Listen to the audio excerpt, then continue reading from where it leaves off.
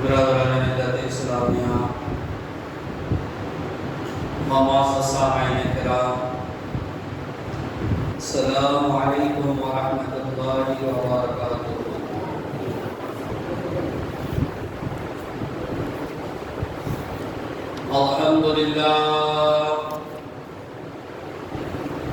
الحمد للہ رب العالمین، والصلاة والسلام على سید المرسلین، اما بعد فاعوذ باللہ من الشیطان الرجیم، بسم اللہ الرحمن الرحیم، وَأَقِيمُوا الصَّلَاةَ وَآتُوا الزَّكَاةَ صدق الله مولانا العظيم، وبلغنا رسوله النبي الأمين المتين الكريم، ونحن على ذلك لمن الشاهدين والشاكرين، والحمد لله رب العالمين۔ پیارے پیارے اسلامی بھائیوں، آئیے سب سے پہلے ہمارا مل کر اپنے آقا و مولا حضور تاجدار مدینہ، راحت قلب و سینہ، صاحب معطر پسینہ، جناب محمد مصطفیٰ صلی اللہ تعالی علیہ وآلہ وسلم کی بارگاہ عالی وقار میں جھم جھم کر درود اور سلام کی ڈالی نور کی تھالی میں پیش کرنے کی سعادت حاصل کریں، اور پڑھیے بآواز بلند، اللہم صلی علی سیدنا و مولانا محمد مبارک وسلم، صلاۃ و سلام علیک یا رسول اللہ۔ اللہ رب العزت کا کروڑ ہا کروڑ احسان کہ اس نے ہمیں ماہ رمضان المبارک نصیب فرمایا، اور اپنی توفیق سے، اپنے کرم سے ہمیں ماہ رمضان کے روزے رکھنے کا موقع عطا فرمایا، اس کی تراویح کا اہتمام کرنے کی بھی اللہ نے ہمیں توفیق دی۔ یہ اس کا فضل ہے، یہ اس کا کرم ہے۔ پیارے اسلامی بھائیوں، آج رمضان المبارک کا 15واں روزہ ہے۔ میرے دوستو اور بزرگوں، اللہ تبارک و تعالیٰ کے کرم سے، اس کے فضل سے ہم نے 15 روزے بھی رکھے۔ پیارے اسلامی بھائیوں، آج میں مناسب سمجھتا ہوں کہ زکوٰۃ کے تعلق سے کچھ باتیں، کچھ مسائل آپ لوگوں کے سامنے پیش کروں۔ زکوٰۃ اسلام کا بنیادی رکن ہے، زکوٰۃ اسلام کا بنیادی رکن ہے۔ اللہ عز و جل کے محبوب، دانائے غیوب، منزہ عن العیوب، صلی اللہ تعالی علیہ وآلہ وسلم کا فرمان عظمت نشان ہے، اسلام کی بنیاد 5 باتوں پر ہے۔ اسلام کی بنیاد کتنے باتوں پر ہے؟ 5 باتوں پر ہے۔ اس بات کی گواہی دینا کہ اللہ تعالیٰ کے سوا کوئی معبود نہیں، اور محمد صلی اللہ تعالی علیہ وسلم اس کے رسول ہیں۔ دوسرا، نماز قائم کرنا۔ تیسری جو ہے زکوٰۃ ادا کرنا، اور چوتھا جو ہے حج کرنا، اور 5واں رمضان کے روزے رکھنا۔ یہ اسلام کی 5 بنیادی رکن ہے۔ زکوٰۃ کی اہمیت کا اندازہ آپ اس بات سے لگا سکتے ہیں کہ قرآن مجید فرقان حمید میں نماز اور زکوٰۃ کا ایک ساتھ 32 مرتبہ ذکر آیا ہے۔ کتنے مرتبہ؟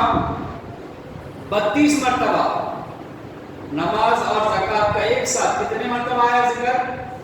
32 مرتبہ، یعنی 30 پر 2 مرتبہ اللہ تبارک و تعالیٰ نے نماز اور زکوٰۃ کا ذکر فرمایا قرآن مجید میں۔ علاوہ زکات دینے والا خوش نصیب دینوی و اخروی سعادتوں کو اپنے دامن میں سمیٹ لیتا ہے۔ میرے پیارے آقا صلی اللہ علیہ وسلم کے پیارے دیوانوں، زکات کی فرضیت کتاب و سنت سے ثابت ہے۔ یہ زکات فرض ہونا ایسا نہیں کہ کسی علماء نے کہہ دیا یا صرف حدیث سے ہے، نہیں، کتاب اور سنت کا مطلب یہ ہے کہ زکات کتاب اور سنت سے ثابت ہے کا مطلب یہ کہ اللہ تبارک و تعالیٰ نے زکات کی فرضیت کو قرآن میں بھی ذکر فرمایا اور اس کے حبیب صلی اللہ علیہ وسلم کی حدیث سے بھی ثابت ہے۔ یعنی جو قرآن سے ثابت ہے اسے کیا کہتے ہیں؟ کتاب سے ثابت ہے، اور سنت سے ثابت ہے یعنی حضور کی حدیث سے بھی زکات فرض ہے، یہ حدیث سے بھی ثابت ہے۔ اللہ تبارک و تعالیٰ قرآن مجید میں ارشاد فرماتا ہے وَأَقِيمُوا الصَّلَاةَ وَآتُوا الزَّكَاةَ، ترجمہ اور نماز قائم رکھو اور زکات دو۔ اللہ تعالیٰ نے کیا فرمایا قرآن میں؟ توجہ چاہوں گا، وَأَقِيمُوا الصَّلَاةَ وَآتُوا الزَّكَاةَ، یعنی اور نماز قائم رکھو اور زکات دو۔ صدر الافاضل حضرت مولانا سید محمد نعیم الدین مراد آبادی رحمۃ اللہ تعالی علیہ اس آیت کی تفسیر وَأَقِيمُوا الصَّلَاةَ وَآتُوا الزَّكَاةَ، اس آیت کی تفسیر میں لکھتے ہیں کہ اس آیت میں نماز اور زکات کی فرضیت کا بیان ہے۔ اس آیت میں نماز اور زکات کی فرضیت کا بیان ہے۔ اللہ تبارک و تعالی قرآن مجید میں اور ایک جگہ ارشاد فرماتا ہے خُذْ مِنْ أَمْوَالِهِمْ صَدَقَةً تُطَهِّرُهُمْ وَتُزَكِّيهِمْ بِهَا، ترجمہ اے محبوب ان کے مال میں سے زکات تحصیل کرو جس سے تم انہیں ستھرا اور پاکیزہ کر دو۔ حضرت مولانا سید محمد نعیم الدین مراد آبادی رحمت اللہ تعالی علیہ اس آیت کے تفسیر خزائن العرفان میں لکھتے ہیں آیت میں جو صدقہ وارد ہوا ہے، صدقہ اس کا معنی میں مفسرین کے کئی قول ہیں۔ ایک قول تو یہ ہے کہ وہ صدقہ غیر واجبہ تھا جو بطور کفارہ کے ان صاحبوں نے دیا تھا جن کا ذکر اوپر کی آیت میں ہے۔ دوسرا قول یہ ہے کہ اس صدقہ سے مراد زکات ہے جو ان کے ذمہ واجب تھی، وہ تائب ہوئے اور انہوں نے زکات ادا کرنی چاہیے تو اللہ تعالیٰ نے اس کے لینے کا حکم دیا۔ امام ابو بکر رازی رحمت اللہ تعالیٰ علیہ اس قول کو ترجیح دے کر صدقہ سے زکات مراد لی ہے۔ صدقہ سے مراد کیا ہے؟ زکات۔ اب پیارے اسلامی بھائیوں، یہاں سے میں ان چیزوں کا ذکر کروں کہ زکات دینے سے کیا فائدہ ہے۔ زکات دینے سے اللہ تبارک و تعالیٰ نے کتنے فائدے رکھے ہیں تو سنیے۔ حضرت سیدنا عبداللہ ابن عمر رضی اللہ تعالیٰ عنہ سے روایت ہے کہ شہنشاہ مدینہ قرار قلب و سینہ صاحب معطر پسینہ باعث نزول سکینہ فیض گنجینہ صلی اللہ تعالیٰ علیہ وآلہ وسلم نے فرمایا مجھے اللہ عز و جل نے اس پر مامور کیا ہے کہ میں لوگوں سے اس وقت تک لڑوں جب تک وہ یہ گواہی نہ دے کہ اللہ عز و جل کے سوا کوئی معبود نہیں، جب تک کہ یہ گواہی نہ دے کیا کہ اللہ عز و جل کے سوا کوئی سچا معبود نہیں اور محمد صلی اللہ تعالی علیہ وسلم خدا کے سچے رسول ہیں۔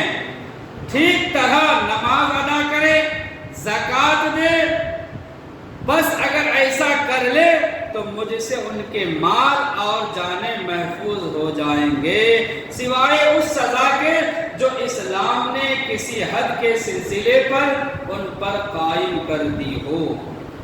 اور سنیے، نبی کریم رؤوف الرحیم صلی اللہ علیہ وسلم نے جب حضرت سیدنا معاذ رضی اللہ تعالی عنہ کو یمن کی طرف بھیجا تو فرمایا ان کو بتاؤ کہ اللہ عز و جل نے ان کے مالوں میں زکوٰۃ فرض کی ہے، مالوں میں زکوٰۃ فرض کی ہے جو مالداروں سے لے کر فقیر کو دی جائے گی۔ مالداروں سے لے کر کسے دی جائے گی؟ فقیروں کو، یعنی فقراء کو دی جائے گی۔ حضرت سیدنا ابو ہریرہ رضی اللہ تعالیٰ عنہ فرماتے ہیں جب رسول اللہ صلی اللہ تعالیٰ علیہ وسلم کا وصال ظاہری ہو گیا، یعنی آپ صلی اللہ تعالیٰ علیہ وسلم جب اس دنیا سے پردہ فرما گئے، حضرت سیدنا ابو بکر رضی اللہ تعالیٰ عنہ خلیفہ، حضور کے انتقال کے بعد، یعنی حضور کے پردہ فرمانے کے بعد، ظاہری پردہ فرمانے کے بعد کون خلیفہ ہوئے؟ حضرت ابو بکر صدیق۔ کون خلیفہ ہوئے بولو؟ حضرت ابو بکر صدیق رضی اللہ تعالیٰ عنہ خلیفہ بنے، اور کچھ قبائل عرب مرتد ہو گئے، یعنی عرب کے کچھ قبیلے والے دین سے پھر گئے، دین اسلام سے پھر گئے کہ زکوٰۃ کی فرضیت سے انکار کر بیٹھے کہ زکوٰۃ فرض ہے ہم نہیں مانتے، یعنی اس سے انکار کر بیٹھے۔ تو حضرت سیدنا عمر رضی اللہ تعالیٰ عنہ نے کہا آپ لوگوں سے کیسے معاملہ کریں گے جبکہ رسول اللہ صلی اللہ علیہ وسلم نے ارشاد فرمایا میں لوگوں سے جہاد کروں گا، میں لوگوں سے جہاد کروں گا، یا جہاد کرنے پر مامور ہوں جب تک وہ لا الہ الا اللہ نہ پڑھیں۔ جس نے لا الہ الا اللہ کا اقرار کر لیا اس نے اپنی جان اور اپنا مال مجھ سے محفوظ کر لیا، مگر یہ کہ کسی کا حق بنتا ہو اور اللہ عز و جل کے ذمہ ہے، یعنی یہ لوگ تو لا الہ الا اللہ کہنے والے ہیں، ان پر کیسے جہاد کیا جائے؟ یہ تو لا الہ الا اللہ کہہ رہے ہیں لیکن ان سے کیسے جہاد کیا جائے؟ تو حضرت سیدنا ابو بکر صدیق رضی اللہ تعالیٰ عنہ نے کہا اللہ عز و جل کی قسم میں اس شخص سے جہاد کروں گا جو نماز اور زکوٰۃ میں فرق کرے۔ کس میں فرق کرے؟ نماز اور زکوٰۃ میں، یعنی نماز کو تو فرض مانے اور زکوٰۃ کو فرض نہ مانے۔ تو حضرت ابو بکر صدیق نے کہا کہ میں ان سے جہاد کروں گا جو نماز اور زکوٰۃ میں فرق کرے گا، کہ نماز کو فرض مانے اور زکوٰۃ کی فرضیت سے انکار کرے، اور زکوٰۃ مال کا حق ہے بخدا اگر انہوں نے واجب الادا ایک رسی بھی روکی جو وہ رسول اللہ صلی اللہ علیہ وسلم کے دور میں دیا کرتے تھے تو میں ان سے جنگ کروں گا۔ کیا سمجھے میرے دوستوں؟ حضرت ابو بکر صدیق رضی اللہ تعالیٰ عنہ کے فرمان کا مطلب کیا ہے؟ حضرت ابو بکر صدیق فرماتے ہیں اگر کوئی نماز اور زکوٰۃ میں فرق کرے، یعنی اگر کوئی کہے کہ نماز فرض ہے اور زکوٰۃ فرض نہیں ہے، اور حضرت ابو بکر صدیق فرماتے ہیں اگر وہ ایک رسی بھی زکوٰۃ دینے سے انکار کریں جو رسول اللہ کی بات زمانے میں، یعنی حضور صلی اللہ علیہ وسلم کے زمانے میں زکوٰۃ دیتے تھے، اب اگر وہ ایک رسی زکوٰۃ دینے سے بھی انکار کرتا ہے میں ان سے جہاد کروں گا، میں ان سے جہاد کروں گا۔ کون کہہ رہے ہیں؟ خلیفہ اول حضرت ابو بکر صدیق رضی اللہ تعالی عنہ۔ اب سنیے اس کے تحت صدر الشریعہ بدر الطریقہ مفتی امجد علی اعظمی رحمت اللہ تعالی علیہ اس روایت کی وضاحت کرتے ہوئے لکھتے ہیں اس حدیث سے معلوم ہوا کہ نری کلمہ گوئی یعنی خالی زبان سے لا الہ الا اللہ محمد رسول اللہ پڑھنا کافی نہیں، خالی لا الہ الا اللہ محمد رسول اللہ پڑھ لینا کافی نہیں جب تک تمام ضروریات دین کا اقرار نہ کرے، تمام ضروریات دین کو نہ مان لے، اس کا اقرار نہ کرے۔ اور امیر المومنین فاروق اعظم رضی اللہ تعالی عنہ کا بحث کرنا اس وجہ سے تھا کہ ان کے علم میں پہلے یہ بات نہ تھی کہ وہ فرضیت کے منکر ہیں، یعنی زکوٰۃ کے فرضیت کے وہ منکر ہے۔ قبیلے والے یعنی عرب کے جو کچھ قبیلے والے تھے جن کے تعلق سے حضرت ابو بکر صدیق نے بات کی جنگ کی، تو حضرت عمر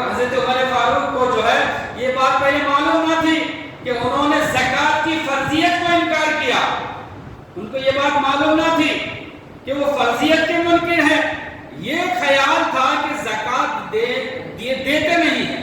حضرت عمر نے کیا سمجھا تھا کہ زکوٰۃ کی فرضیت تو مانتے ہیں کہ زکوٰۃ فرض ہے، لیکن زکوٰۃ دیتے نہیں ہیں۔ حضرت عمر نے یہ سمجھا تھا، لیکن اس کی وجہ سے گنہگار ہوئے۔ یعنی حضرت عمر نے کیا سمجھا تھا کہ زکوٰۃ کی فرضیت کا یہ لوگ انکار نہیں کر رہے ہیں، بلکہ زکوٰۃ دینے سے جو ہے رک رہے ہیں، یعنی زکوٰۃ نہیں دے رہے ہیں، اس کی وجہ سے صرف گنہگار ہوئے، کافر تو نہ ہوئے کہ ان پر جہاد قائم کیا جائے۔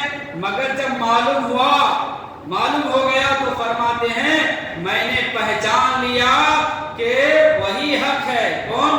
حضرت ابوبکر صدیق رضی اللہ تعالی عنہ، اور انہوں نے سمجھا اور کیا۔ تو پیارے اسلامی بھائیوں، اس سے کیا معلوم ہوا کہ زکوٰۃ کو اگر کوئی فرض مانے اور زکوٰۃ نہ دے تو گنہگار ہوئے، لیکن اگر کوئی کہے کہ ہم زکوٰۃ کی فرضیت کو مانتے ہی نہیں، زکوٰۃ کی فرضیت کا ہی انکار کر دے تو گنہگار نہیں، بلکہ وہ دین اسلام سے ہی خارج ہو جائے گا۔ اب پیارے اسلامی بھائیو سنیے، زکوٰۃ فرض ہوئی اور کب ہوئی؟ زکوٰۃ کب فرض ہوئی؟ زکوٰۃ 2 ہجری میں روزوں سے قبل فرض ہوئی، روزے سے پہلے 2 ہجری میں فرض ہوئی۔ زکوٰۃ کا فرض ہونا قرآن سے ثابت ہے، اس کا انکار کرنے والا کافر، زکوٰۃ کا انکار کرنے والا کیا ہے؟ کافر ہے۔ میرے پیارے آقا صلی اللہ علیہ وسلم کے پیارے دیوانوں، زکوٰۃ دینا یہ تکمیل ایمان کا ذریعہ ہے۔ اگر کوئی صاحب مال یعنی مالدار اپنے مال میں سے زکوٰۃ نکال دیتا ہے تو یہ ایمان کو مکمل کرنے کا ایک ذریعہ ہے۔ زکوٰۃ دینا کیا ہے؟ ایمان کو مکمل کرنے کا ذریعہ ہے۔ جیسا کہ حضور پاک صاحب اللہ سیاح افلاک صلی اللہ علیہ وسلم نے ارشاد فرمایا، تمہارے اسلام کا پورا ہونا یہ ہے کہ تم اپنے مالوں کی زکوٰۃ ادا کرو۔ تمہارا اسلام کا پورا ہونا کیا ہے کہ اپنے مالوں کی زکوٰۃ ادا کرو، اپنے مالوں کی زکوٰۃ ادا کرو۔ اور ایک مقام پر ارشاد فرمایا، جو اللہ اور اس کے رسول پر ایمان رکھتا ہو اسے لازم ہے کہ اپنے مال کی زکوٰۃ ادا کرے۔ جو کس اللہ اور اس کے رسول پر جو ایمان رکھتے ہیں نا، اس پر ضروری ہے کہ وہ کیا کریں؟ اپنے مال میں سے زکوٰۃ ادا کرے۔ زکوٰۃ دینے والے پر رحمت الہی عز و جل کی چھماچم برسات ہوتی ہے۔ سورۃ الاعراف میں اللہ تبارک و تعالیٰ نے ارشاد فرمایا، ترجمہ سنیے، اور میری رحمت ہر چیز کو گھیرے ہے تو ان قریب میں نعمتوں کو ان کے لیے لکھ دوں گا جو ڈرتے اور زکوٰۃ دیتے ہیں۔ میرے پیارے اسلامی بھائیوں، زکوٰۃ دینے سے تقوی حاصل ہوتی ہے۔ تقوی جو اللہ کی ایک بہت بڑی نعمت ہے، ہر ایک کو یہ حاصل نہیں ہوتی ہے۔ یہ تقوی جو ہے یہ بھی اللہ تبارک و تعالیٰ کی ایک عبادت ہے، اور تقوی اور پرہیزگاری کس سے حاصل ہوتی ہے؟ اپنے مال میں سے زکوٰۃ ادا کرنے سے۔ قرآن پاک میں متقین کے علامات میں سے ایک علامت یہ بھی بیان کی گئی ہے، چنانچہ اللہ تعالیٰ ارشاد فرماتا ہے وَمِمَّا رَزَقْنَاهُمْ يُنْفِقُونَ۔ اللہ تعالیٰ نے قرآن میں فرمایا وَمِمَّا رَزَقْنَاهُمْ يُنْفِقُونَ، ترجمہ اور ہماری دی ہوئی روزی میں سے ہماری راہ میں اٹھائیں، ہماری دی ہوئی روزی میں سے ہماری راہ میں اٹھائیں، یعنی خرچ کریں۔ زکوٰۃ دینے والا کامیاب لوگوں کی فہرست میں شامل ہو جاتا ہے، جیسا کہ قرآن میں اللہ تبارک و تعالیٰ نے فلاں کو پہنچنے والوں کا ایک کام زکوٰۃ بھی گنوایا ہے، یعنی فلاں ہے وہ لوگ جنہوں نے زکوٰۃ ادا کی۔ فلاں کا مطلب یعنی کامیاب، یعنی کامیاب ہے وہ لوگ جنہوں نے اپنے مال میں سے زکوٰۃ نکالی۔ اللہ تعالیٰ قرآن مجید میں ارشاد فرماتا ہے بے شک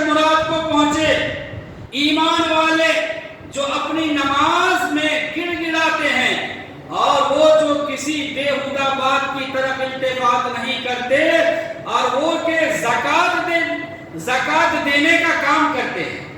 تو زکات دینے والے کے لیے اللہ نے کیا فرمایا؟ یہ لوگ کامیاب ہے. زکات ادا کرنا اللہ کے گھروں یعنی مساجد کو آباد کرنے والوں کی صفات میں سے ہے. چنانچہ اللہ تبارک و تعالیٰ ارشاد فرماتا ہے اللہ کی مسجدیں وہی آباد کرتے ہیں جو اللہ اور قیامت پر ایمان لاتے ہیں اور نماز قائم کرتے ہیں اور زکات دیتے ہیں اور اللہ کے سوا کسی سے نہیں ڈرتے. تو قریب ہے کہ یہ لوگ ہدایت والوں میں ہو. اسلامی بھائی یعنی زکات کی ادائیگی سے غریب اسلامی بھائی کی ضرورت پوری ہو جاتی ہے. ہوتی ہے کہ نہیں بھائی؟ اب اپنے مال سے زکات نکالیں گے تو کس کو دیں گے؟ غریب کو دیں گے نا. تو جب آپ اپنے مال سے زکات نکالیں گے تو اس سے غریب اسلامی بھائیوں کی ضرورت پوری ہو جائے گی. اس سے ضرورت پوری ہو جاتی ہے اور ان کے دل میں خوشی داخل ہوتی ہے. اور ایک غریب مسلمان کو خوش کرنا یہ بھی تو ایک عبادت ہے. یہ بھی تو عبادت ہے. زکات دینے کا عمل اخوت اسلام کی بہترین تعبیر ہے کہ ایک غنی یعنی ایک مالدار مسلمان اپنے غریب اسلامی بھائی کو زکات دے کر معاشرے میں سر اٹھا کر جینے کا حوصلہ مہیا کرتا ہے. نیز غریب اسلامی بھائی کا دل کینہ و حسد کی شکارگاہ بننے سے محفوظ رہتا ہے کیونکہ وہ جانتا ہے کہ اس کے غنی اسلامی بھائی کے مال میں اس کا بھی حق ہے. چنانچہ وہ اپنے بھائی کے جان مال اولاد میں برکت کے لیے دعا کرتا ہے. نبی پاک صاحب اللہ صلی اللہ تعالی علیہ وسلم نے فرمایا بے شک مومن کے لیے مومن مثل عمارت کے ہیں. کیا سمجھے اس سے؟ حضور فرماتے ہیں کہ بے شک مومن کے لیے مومن عمارت کی مثل ہے. اس کے مثل ہے؟ عمارت کے مثل ہے کہ بعض کو تقویت پہنچاتا ہے. یعنی ایک مومن دوسرے مومن کو قوت یعنی طاقت عطا فرماتا ہے. زکات مسلمانوں کے درمیان بھائی چارہ مضبوط بنانے میں بہت اہم کردار ادا کرتی ہے جس سے اسلامی معاشرے میں اجتماعیت کو فروغ ملتا ہے اور امداد باہمی کی بنیاد پر مسلمان اپنے پیارے آقا مدینے والے مصطفیٰ صلی اللہ علیہ وسلم کے اس فرمان عظیم کے مصداق بن جاتے ہیں کہ مسلمانوں کی آپس میں دوستی اور رحمت اور شفقت کی مثال ایک جسم کی طرح ہے. انسان کی ایک جسم کی طرح ہے کہ جب جسم کا کوئی عضو یعنی کوئی ٹکڑا جسم کا کوئی عضو بیمار ہوتا ہے تو بخار اور بے خوابی میں سارے جسم کو شریک ہو جاتا ہے. زکات دینے سے مال پاک ہو جاتا ہے. حضور فرماتے ہیں جو اپنے مال میں سے زکات دیتا ہے تو اس کا مال پاک ہو جاتا ہے. جیسے کہ حضرت سیدنا انس بن مالک رضی اللہ تعالیٰ عنہ سے مروی ہے کہ شہنشاہ مدینہ قرار و قلب و سینہ صاحب معطر پسینہ باعث نزول سکینہ فیض گنجینہ صلی اللہ علیہ وسلم نے فرمایا اپنے مال کی زکات نکالو کہ وہ پاک کرنے والی ہے تجھے پاک کر دے گی. اپنے مال میں سے زکات نکالو کہ وہ پاک کرنے والی ہے تجھے اور پاک کر دے گی. زکات سے لالچ بخل جیسی بری صفات سے اگر دل میں ہو تو چھٹکارا پانے میں مدد ملتی ہے. ایک مالدار جب اپنے مال میں سے زکات نکالتا ہے تو بخل یعنی بخیلی کنجوسی جو ایک صفت ہے نا جب وہ زکات نکالتا ہے تو اس سے نجات پا جاتا ہے. یعنی بخل سے نجات پا جاتا ہے کنجوسی سے نجات پا جاتا ہے اور سخاوت و بخشش کا محبوب وصف مل جاتا ہے. میرے پیارے آقا صلی اللہ تعالیٰ علیہ وسلم کے پیارے دیوانوں زکات دینے والے کا مال کم نہیں ہوتا. آج ہم سوچتے ہیں ہم 1 لاکھ میں سے 2,500 روپے نکال دیں گے بھائی کسی کا اگر 1 لاکھ روپیہ ہے تو کتنا مال نکالنا ہے اس میں؟ 1 لاکھ میں سے 2,500 زکوٰۃ میں نکالنا ہے۔ اگر کسی کا مال 1 لاکھ ہے تو کتنا زکوٰۃ نکالیں گے؟ 2,500۔ تو کیا سوچتا ہے 1 لاکھ میں 2,500 کم ہو گیا نا، حالانکہ سوچتا ویسا ہے، لیکن حضور فرماتے ہیں کہ زکوٰۃ دینے والے کا مال کم نہیں ہوتا بلکہ دنیا و آخرت میں بڑھتا ہے۔ اللہ تعالیٰ ارشاد فرماتا ہے وَمِمَّا أَنفَقْتُم مِّن شَيْءٍ فَهُوَ يُخْلِفُهُ وَهُوَ خَيْرُ الرَّازِقِينَ۔ ترجمہ، اور جو چیز تم اللہ کی راہ میں خرچ کرو وہ اس کے بدلے اور دے گا، اور وہ سب سے بہترین رزق دینے والا ہے۔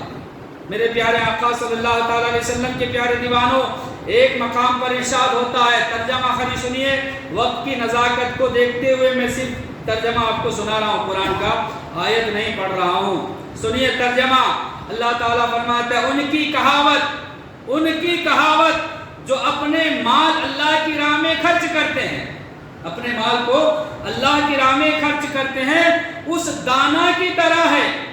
دانا دیکھیں، اس دانا کی طرح جو زمین میں ڈال کر آیا جاتا ہے، کہتے ہیں اس دانا کی طرح ہے جس نے اگائے 7 بالیں، ہر بال میں 100 دانے، اور اللہ اس سے بھی زیادہ بڑھائے جس کے لیے چاہے، اور اللہ وسعت والا، علم والا ہے۔ وہ جو اپنے مال اللہ کی راہ میں خرچ کرتے ہیں پھر دیے پیچھے نہ احسان رکھے نہ تکلیف دے، ان کا نیک یعنی انعام ان کے رب کے پاس ہے، اور انہیں نہ کچھ اندیشہ ہو نہ کچھ غم۔ بس زکوٰۃ دینے والے کو یہ یقین رکھتے ہوئے خوش دلی کے ساتھ دینی چاہیے کہ اللہ تعالیٰ اس کو بہتر بدلہ عطا فرمائے۔ ایسا نہیں کہ میں مالدار ہوں، میں کسی کو زکوٰۃ دے رہا ہوں تو میں اس پر احسان جتلا رہا ہوں، نہیں۔ زکوٰۃ دینے کے بعد آپ اس پر احسان نہ جتلائیں، خوش دلی کے ساتھ دیں۔ اگرچہ ظاہری طور پر مال کم ہوتا ہے، زکوٰۃ نکالنے سے دکھنے میں کیا آتا ہے کہ مال کم ہو گیا، کہتے ہیں اگرچہ ظاہری طور پر مال کم ہوتا ہے لیکن حقیقت میں بڑھ رہا ہوتا ہے، جیسے درخت سے خراب ہونے والے شاخوں کو اتارنے میں بظاہر درخت میں کمی نظر آ رہی ہے۔ بھئی جو شاخ خراب ہو جاتے ہیں درخت میں، جب اسے نکال دیا جاتا ہے تو معلوم ہوتا ہے کہ اس میں شاخیں کم ہو گئی ہیں، لیکن یہ اتارنا اس کی نشو و نما کو سبب ہے۔